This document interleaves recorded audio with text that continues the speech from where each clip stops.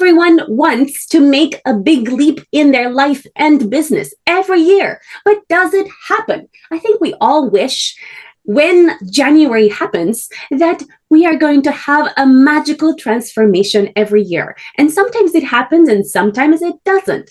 Now, we have an amazing person today. His name is Gay Hendricks, and he will be talking about how you too can make a big leap this year in your life and business. And what's so special about Gay Hendricks is that he has served for more than 30 years as one of the major contributors to the fields of relationship transformation and body-mind therapies.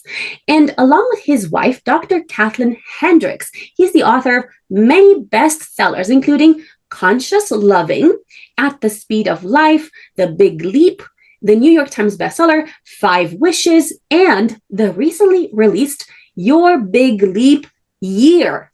So the first question I have, what's the secret to your success? And does it have anything to do with mastering how to make the big leap? Welcome to Awakened Titans podcast with Lily Patracu.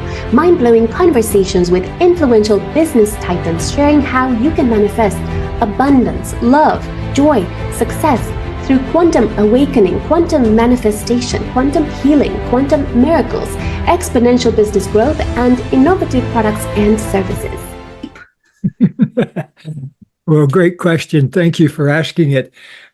Well, my life is actually a good testament to the big leap because I made a big leap. Let's see now, 1969. Your math is probably better than mine. How long ago was 1969? That would be about 50, at least 55 years. How's that sound? Okay, so 55 years ago, I made this huge leap. I decided to make my life not about what I'd been taught to have it be about, but to come from my heart, to figure out what did I have to say that was sacred to me, and what did I have to contribute to the world that I felt was sacred to get out. And so I started every day kind of with that idea that I wanted to write about the things that really mattered to me and the things that really seemed to matter to the rest of humanity too, which is about how to have great flowing love in your relationship and also great success in your outer world, while at the same time preserving and enhancing your own sense of self, what I call your own genius. So it's coming from inside, really, rather than, I'll tell you the alternative to that, which I learned the hard way. One time in my writing career, I was trying to save up money to buy a house. This was back in 1977 or something like that. And I was walking down the halls of Prentice Hall, which was a big publisher at the time, when one of the editors said to me, "Gee, I wish I had somebody who could write a book on frozen yogurt. It's kind of the hot new trend in the world." And so I volunteered me and then my paramour at the time. And it was the worst selling book I'd ever written. It came out and just flopped completely. And so I learned that that's writing from the outside. Somebody needed a book written, and I said, "How much?" And they named off a sum of money, and I said, "Okay, I'll do it for that." So anyway, the bottom line truth is find out what's important to you and start there, because if you don't start there, your life is going to give you feedback at some point that you're on the wrong track. Thank you. So tell us what entrepreneurs need to do in order to make a big leap this year. First, start giving some time to your own inner world. Take 10 minutes and just sit each day with the question of, what do I most love to do? And what is my biggest contribution?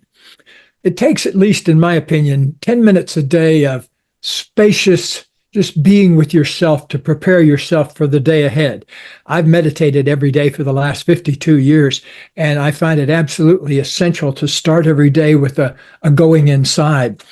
The second thing is start looking carefully at your limiting beliefs. Where are your limiting beliefs? Because let's say a lot of my clients came to me originally because they would have big breakthroughs at work and then go home and start a huge argument with their family that night. Or the other way around, something great would happen. They'd have a great vacation with their family and come back to a horrible work situation. I started calling that the upper limit problem, where things are beginning to go well and then you sabotage in some way. And so part of the big leap is about spotting where your sabotage is. And a lot of it starts with old limiting beliefs like, I don't deserve the good things of life, or because of what I've done in my life, I don't deserve abundance, or because I cheated someone once on a business deal, I have to pay for it the rest of my life. Things like that get in the machinery up in our minds and then program how we think about life. And it boils down to just a very few. There's the I don't deserve good things. There's the I don't deserve the spotlight. That's another one a lot of people think. Another one is I can't have success because it will just mean I'm more burdened. And that comes from probably seeing a lot of people around you and growing up in your life that were very burdened. And so you kind of took that on as what comes with succeeding and living in life. So go after your limiting beliefs. That's one thing you can kind of make money on every day, is to find out where you're limiting yourself and your beliefs. Do you have a limit on your abundance? Do you have a limit on your good time in the world? Do you have a limit on the love you feel at home? So all of these things contribute to a healthy, happy life, which is, I think, ultimately what everybody really wants. Thank you. Now, I'll share with you a secret that I don't think pretty much like anyone knows. And I thought about it last night in preparation for this particular podcast. And that's that my zone of genius is actually attracting millionaires and attracting influencers and attracting really special people to my life and then helping them to achieve their goals and dreams. And it's not only that, but anybody that meets me is going to benefit from having almost like a platform to jump towards whatever their dreams are. So I'm like this pathway towards unlocking people's success. But what I have found is that every time I have a large event with 200 people or 600 people or whatever number of people, I self-sabotage. And how I self-sabotage is by being sick, like physically sick. And I mean like headaches or migraines or sore throat and I thought about, okay, what is the cause of it? And I remember this incident when I was really young, when I was about 10 years old. And I remember that my grandma used to beat me every day. And I remember on Sundays in particular, she used to beat me. And also she used to force me to go to church. And I used to really hate that. And I remember one day I thought to myself, maybe I'll just pretend that I haven't woken up yet and I could just, be there. So I peed myself. Okay. Now, of course, I was embarrassed and I wanted her to kind of go to church, hopefully without me, so that I could, go clean myself. And I was so embarrassed about it. But she did kind of like wake me up and she did notice that I peed myself. So what she decided to do was to like strip me of my clothes.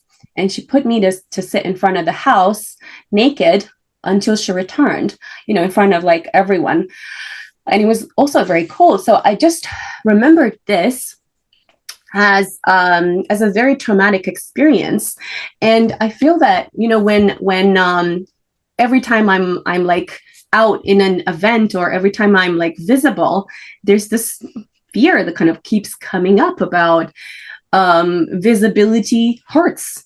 Like it's shameful, it's traumatizing. And I thought that this could have something to do with it. And so I wonder what your opinion about that is. Well, it's a classic example of that one I talked about, the fear of being in the spotlight. I mean, you were in the spotlight for sure out there naked in front of the world, but that wasn't a very good experience. And so now when you are out in the spotlight, it dredges up some of that old pain. So the way to handle that is not to try to push it away, but just take 10 minutes sometime to sit with it, to be with what that little girl must have felt like so long ago. By the way, it sounds like you and I had the same grandmother. My grandmother, she was pretty brutal with a stick. And even though she had incredible loving qualities too, I remember that many times being at the effect of her big stick, which was a broom handle, basically. That was her tool. But if you think about it, the point your grandmother was trying to make from her limited belief system was something along like, you're a bad person, right? You don't deserve to be here. You don't deserve to fit in with the rest of us. And so I'm just going to show how bad you are to the outside world. You're going to go out and sit on the front steps in the cold naked. And so, you can see from her perspective that kind of way of seeing you. But the nice thing is, see, you don't see yourself that way. Down inside, who you really are is not that little girl. That's part of who you are. That little girl sitting out there getting cold, that gives you a certain kind of empathy. It's just like when I was a kid, I was obese. I was taken around to different medical specialists. And at one time I weighed 100 pounds, 120 pounds more than a normal person should weigh. There's no way I can ever go back and not make that true. What I need to do is just make a big enough space now that for the last 60 some years, I've had this great life that I designed myself. All my dreams have come true. They were all my dreams. I dreamed them up and then I went about making them come true. And that's a possible thing to do if you have this kind of information that we're talking about here. Thank you. So it's like for people like me, for entrepreneurs like me, where, for example, I'm amazing at everything I do. Like everything I create is awesome. But then I self-sabotage regularly. So I wonder for entrepreneurs who self-sabotage when something truly magical, truly amazing is about to happen, whether it's them speaking to a client, whether it's organizing an event, whether it's an event where they have to perform and they blow it at the last second, or even a relationship that they want to be in, but they blow it, they ruin it because of something wrong they say at the wrong moment.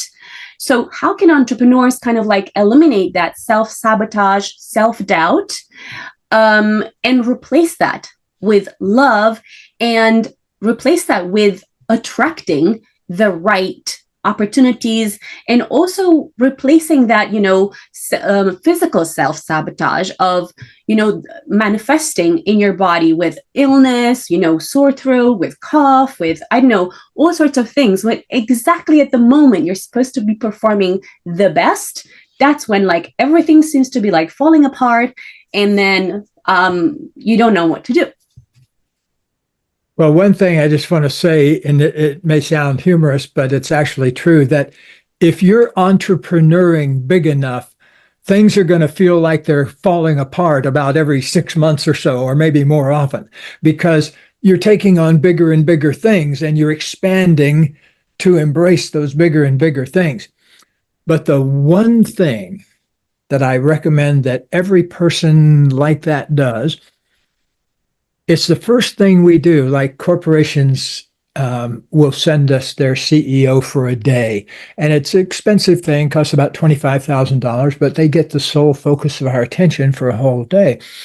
And so it's very transformative. But the first thing we have them do is for 10 minutes, they go in a little room by themselves and they simply do two things. They ask themselves the question, what do I most love to do? And then they take 3 easy breaths, which usually takes about 30 seconds, and then they ask the question again. So in a 10-minute period of time, they've had 20 or 30 experiences of asking that question and then just going back inside for 30 seconds. And you'd be surprised at how many people, after 10 minutes of that, they come out and say, why didn't I discover this 50 years ago? Or why didn't I start doing this 10 years ago when I became the CEO? And so, in other words, some people say, I got it. You can keep the rest of the $25,000. We don't let them do that, of course. We ask them to stay for the rest of the day, but a lot of them do jokingly say, okay, is there anything else now? And, so go do that. Put it in your calendar. Don't trust your brain to remember it, okay? Because your brain is the same place that's got a lot of those old sabotage programs stored. So you got to get beyond your mind. And the way to do that is things that the mind doesn't know how to do. Like, for example, what do I most love to do? See, to even ask that question, it takes you out of the known in your mind, out of what you've already known. It puts you, you've got to go in here and figure that out. And it doesn't take much of that to transform your life. Sometimes a few minutes of that can be a pointer toward a whole new life. Thank you. So how does that impact, for example, your stress and your self-sabotage in a particular situation? Because I think like as entrepreneurs, we're almost like Olympic athletes. And there are so many moments when we have to perform at 100% because that particular moment could dictate the outcome of the rest of our lives. So yes. How do you make sure that in every moment when you have the opportunity to perform in a big way, you really do? Is this the key? Just thinking about what you most love to do? How does that impact anything? Yes, I see you have lots of pictures of other people's books. Let me give you a picture of my latest book. And this is called Your Big Leap Year. And I'd be delighted if you could put it on your slideshow back there sometime, because it's the answer to that question you just asked. This gives you every day for 366 days because of leap years. It gives you a bite-sized big leap. It gives you something that you can do for 2 minutes or at the most 10 minutes. And, if you're not willing to invest 2 minutes or 10 minutes in your personal growth, you're not going to do well in the entrepreneuring world, because in the entrepreneurial world, it's a lot about you staying on your growth edge, because you've got to communicate to your people with more than just what you say in your concepts. You've got to communicate with your whole being, what you're there for and what they need to be there for. And so it takes that kind of daily focus on yourself and your well-being and your enhancement to make your presence as an entrepreneur felt in the world and also deeply satisfying to yourself. Thank you. Tell us 5 of those potential 2-minute practices that entrepreneurs can leverage in order to create overall their biggest leap over the next year. Okay, let me give you a couple of those $25,000 ones. Number 1, I got to reemphasize going someplace by yourself, put some earphones on, or just be quiet for 10 minutes. There's a great quote from Blaise Pascal, maybe 300 years ago, French philosopher. Blaise Pascal said, that all the problems of humanity come from the inability to sit in a room by yourself for 10 minutes doing nothing. And we've taken that to the extreme. We ask people to go in a room for 10 minutes and simply think about what you love to do and what makes your greatest contribution to the world. See, many people don't do that. And so I want to really emphasize that. So number 1, go do that. Number 2, here's another $25,000 one. In fact, it's probably $250,000 one today. Back in 1922, I think it was, somewhere around there, there was a famous consultant named Dr. Ivy Lee. And he went around helping CEOs like you and I do, help making their workday better and their lives better. And he went to see the head of U.S. Steel, which was at the time one of the biggest corporations in America. And he said, let me follow you around for a few days, and then I'll give you a suggestion. You do it for 2 weeks, and then you tell me what it's worth. Okay? 1922, where, gas was a dime a gallon. Okay? And so he followed the gentleman around, I believe it was named Charles Strauss, around for a couple of days. And then he gave him the following assignment. He said, every day, write down the 10 things that you most want to accomplish the next day and put it there on your desk and then go home. Okay, then come back the next morning and revise it if necessary, but you got your marching orders for the day, so you don't have to think about it until you get there. And so he had the head of U.S. Steel do that for 2 weeks. And then he said, okay, write me a check for what you think it was worth. So 1922 money, this guy writes Ivy Lee a check for $25,000. He found it that useful. And so if you're not doing something like that, like I used to consult with Michael Dell, and I learned something from him that I don't have it at the moment because I'm wearing a t-shirt that doesn't have a pocket, but he always kept a little 3x5 card in his pocket. And he would pull it out to see what he needed to do next. And they'd put it back in and he'd go off to do it. And so it took him 2 seconds to figure out he didn't have to keep looking at a schedule or anything like that. He just did it very conveniently.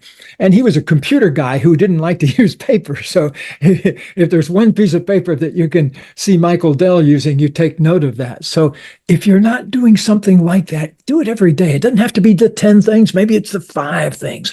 But get busy on making a little to-do list. It's one of the great superpowers that we've ever invented in modern life. So I forgot our count by now, but here's another thing that I do, and I invite everybody else to do, is take your to-do list and do the thing you don't want to do first. Like if there's some pain in the butt person that you've got some glitch with and you just got to take them on face to face, go do that first.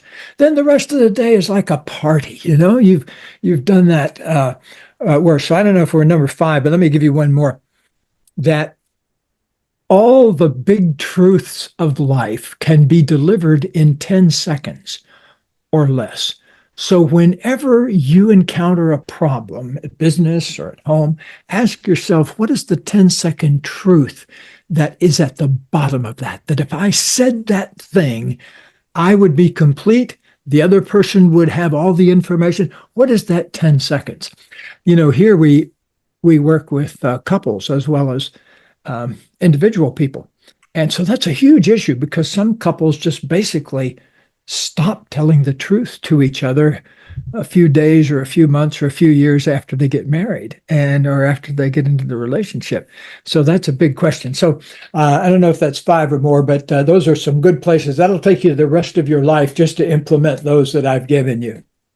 Thank you. So what should entrepreneurs do in terms of making sure that they have their biggest leap year, their biggest leap this year, aside from the techniques that you've already talked about? Aside from everything that's in all of my books, what else do I recommend? You can never go wrong with making what we call the Hendricks aerobic move, which is, I don't know if your people are watching this on video or listening to this, but I'll describe. I'm about to point straight out, like to point at somebody that's at fault. Ha! I know you're at fault. I know you're the one that did it. You're the cause of all my pain. And now I'm going to take my finger back to myself and I'm going to say, how did I create it this way? Why would I be inviting this type of conflict in my life at this particular time? So it's what we call the move.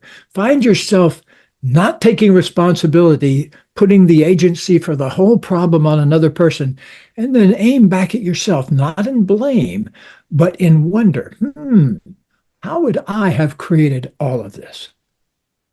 Thank you. For also creative entrepreneurs, for example, for me, if you would ask me to write, I know, a to-do list or to write 10 things, I would probably struggle because my mind is occupied with thousands of things that I could potentially do right now. So it's I would say there's an overwhelm of information, of creativity, of innovation, of, potential things to do. What do you recommend for ultra creative entrepreneurs and creatives like me that have too much information or too much innovation or too many ideas? Yes. If you've got that kind of scattershot mind, like a lot of people do, focus on one thing. When you find yourself scattered, create one positive thought. All it takes is one positive thought to flip the mind around to focusing on solutions. You see, many of us focus on things that we have no control over. There's a million things to worry about. And most of those things, 99% of them, probably we don't have any way to control or manage them. So what we have to do is focus on something we can do about that or let it go. And both of those things are supremely hard. If you didn't learn them in the first grade, we could have learned them in the first grade, but most of us have to wait until after we've graduated to even get the idea about the value of telling the truth or the value of taking responsibility. Most of us kind of learn the opposite from watching television and things like that, where you see endless dramas where people blame each other, politicians blame each other. You never see a politician say, I take full responsibility, regardless of what everybody else thinks. I'm going to solve that problem.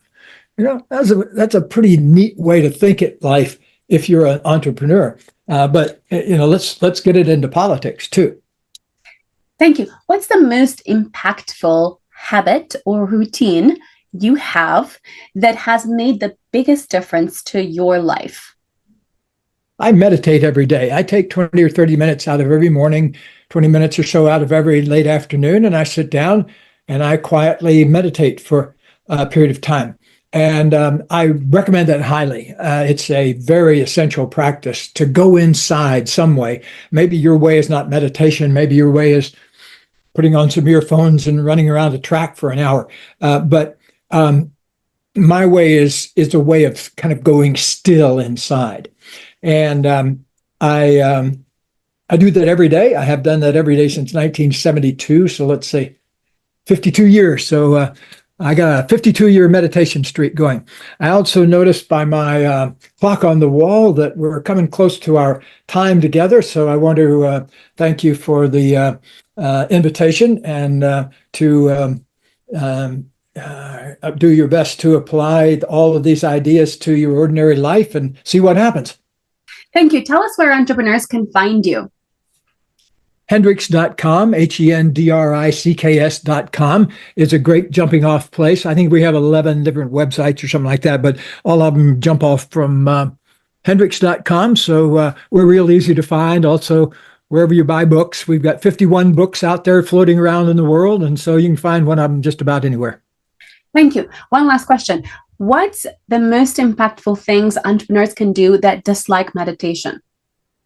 That dislike meditation? Yeah. Well, if you dislike meditation, ask yourself, does that mean you dislike turning your attention inside? Because if you don't get a comfortability with doing that, you're going to die with exactly the same problems you had when you started. So at some point, human beings need to get a balance between focusing on the outside, everything that needs to be done out here, and going inside. So I would say that there's no substitute for your comfort with yourself, because almost all human problems derive from a lack of loving acceptance of yourself. And so if you don't want to do that, you're subject to getting kind of beat up in life, and you like that, well, don't learn to go inside. But if you want to have the easy path through life, go in there and find out what needs to be loved and accepted, and lovingly accept that, and watch what happens as the miracle of your life unfolds. Follow us for more interviews with world's most influential business titans, providing you with the insights to awaken to your full potential so you can get paid to be yourself, find